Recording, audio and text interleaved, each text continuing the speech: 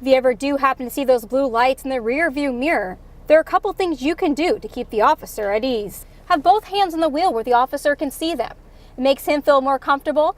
And if you happen to have insurance or registration in the glove compartment, ask before you move your hands. This is like the dog's mouth. Taped his mouth just like this, right, in the picture? Right, correct. I can't barely even move my hands out. I can't even get it out even if I wanted to. I reached out to Rural Metro, who has confirmed both of the people were firefighters. It's here on 17th Avenue where police say that on Saturday night there was a drive-by shooting, and residents say this is happening all too often and they're now in fear of their safety. If you find yourself driving and you get a text message, some say it only takes a few seconds just to pick up your phone.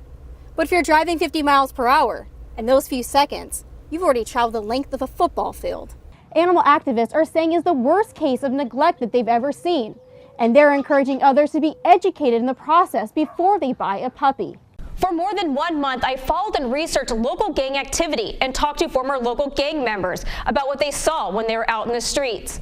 The stories you're about to hear are real, and some may be considered graphic for some of our viewers.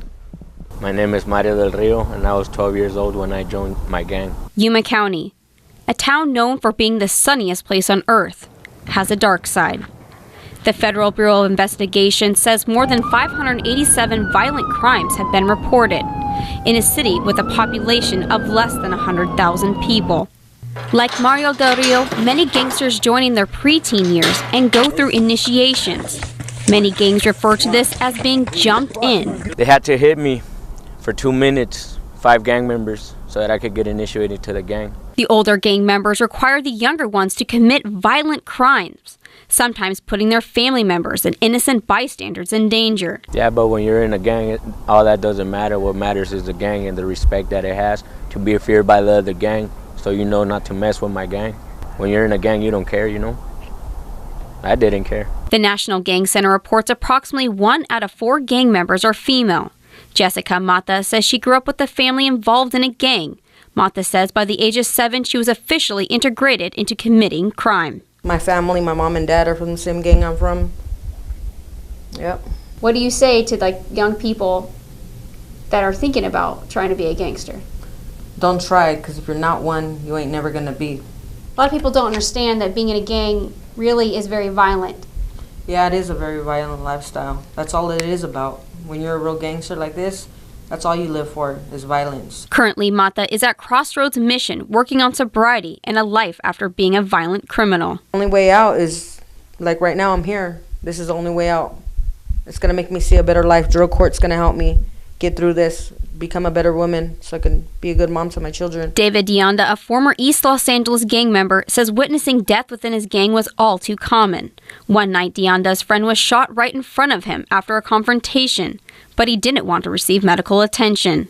Being a criminal, you don't want to go to the hospital because then authorities are going to be there and question you. So instead, he went home and he succumbed to the gunshot in his home with his parents there. After seeing so much violence, Deonda was looking for a way out. That's when he found his faith. All of a sudden, I grew a love for those whom I had hated. And as I went out to the streets, I would talk to other gang members, I would talk to other drug addicts, I would talk to those in the street who before I would have wanted to kill. All of the former gang members we spoke to said that being in a gang took a part of their life away that they can never get back, and that in the end, the gangs that were never really able to be there for them when they needed them most. Reporting in the studio, Phoenix O'Connor, 13 on your side. Friday, Katie Brown posted a picture of her dog with duct tape around the muzzle with the caption, "This is what happens when you don't shut up." The post was shared instantly more than 300,000 times, steaming many dog lovers. Unacceptable and disgusting. Susan G. Campbell has been rescuing pets for more than 30 years and has been dedicated much of her adult life working with dogs. She says what scared her the most was the use of duct tape. This is like the dog's mouth. Taped his mouth just like this, right, in the picture? Right, correct. I can't barely even move my hands out. I can't even get it out even if I wanted to. Springer says there's other ways to discipline a dog for barking than duct taping their muzzles shut. My dogs are barking too much. I give them a command and I say no with a very loud noise. So I might clap my hands and say no. Springer also says there are many resources on the internet, or contact your local humane society on dog obedience. She also encourages people to report the abuse. Appropriately document without trespassing on property. If you see a dog out without water, shelter, in harsh weather, take a picture, but don't step on their property. Make sure that you're respecting their space and not breaking any laws. You can get an address of where the occurrence is happening. You can report it on Facebook to Yuma Proud Pet Owners or the Protection and Reporting page. And if you don't want to be the spokesperson to say what's happening, someone else will do it for you.